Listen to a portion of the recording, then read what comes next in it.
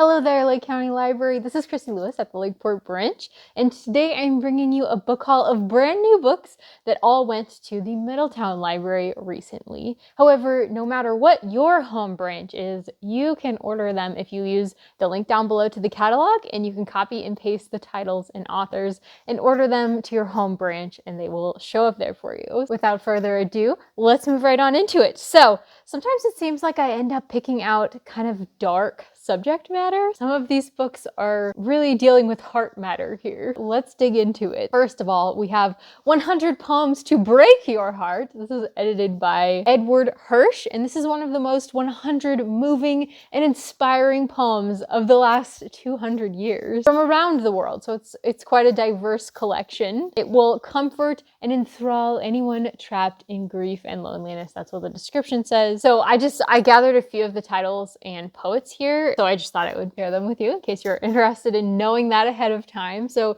we have The African Burial Ground by Yusuf Homonyaka. I'm probably mispronouncing that, I'm so sorry. We have a poem by Philip Larkin, by Jorge Luis Borges. Thou Art Indeed Just, Lord, If I Contend by Gerard Manley Hopkins. He's a beautiful poet. The God Abandons Antony by Constantine Cavafy. And The Voice by Thomas Hardy. Thomas Hardy loves to break hearts, so if this sounds like your kind of book, you can order it down below. 100 Poems to Break Your Heart was published in 2021 and it is available for free on ebook. Next, we have a thriller, Girl in the Walls by A.J. Gnuse, G-N-U-S-E, I don't know. This was originally published in Great Britain in 2021. It's about an orphan girl whose parents were killed in a car crash and she is living in the walls of a house. But some new people are moving into the house. So there's two brothers who keep catching glimpses of her and they want to evict her, but they're not actually even positive that she exists. So it's a very strange situation. And as they're trying to evict her, suddenly a more dangerous situation comes upon them and they end up in some trouble. So that sounds really interesting. Next, we have Dark Horses by Susan Mihalic. So this is adult fiction, even though it features a 15-year-old protagonist, and that might be because of the very dark subject matter. So it's labeled as psychological fiction and a survival story. So this is about a girl who trains really hard, wanting to become an equestrian athlete who will eventually make her way to the Olympics, and her father is her trainer. Her father has been sexually abusing her for years, and she has just been continually pushing that away, not thinking about it, and just training really hard. And so she ends up having a relationship with a boy her own age, and that kind of makes her question her decision to not speak up about the abuse. Sounds like a very hard-hitting book, but also extremely worthwhile reading potentially.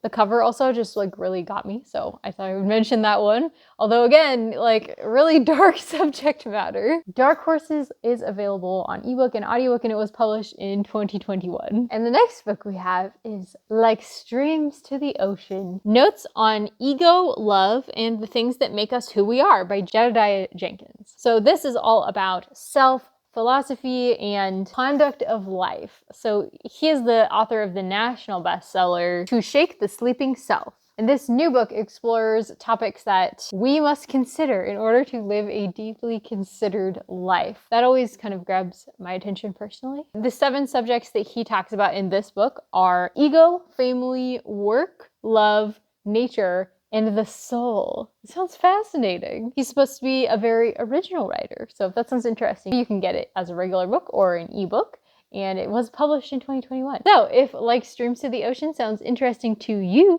you can check that out down below. You can order it for free. It is available on ebook and it was published in 2021. Our final book also is a book of poetry, and it's called Bone Rosary, New and Selected Poems by Thomas Lynch. So Thomas Lynch has several collections out already, and this collection pulls poetry from his previously collected work. The subjects are life, faith, doubt, and death. So the New York Times said that this is likely to resonate with many who have come face to face with life's most important decisions. He's also compared to Wallace Stevens and William Carlos Williams. So he's a poet who writes about real things with language rooted in the everyday, yet masterfully infused with power, which is always good in poetry. You want the words to be powerful because there's so few of them. So it sounds really interesting and wonderful, and I actually already ordered it.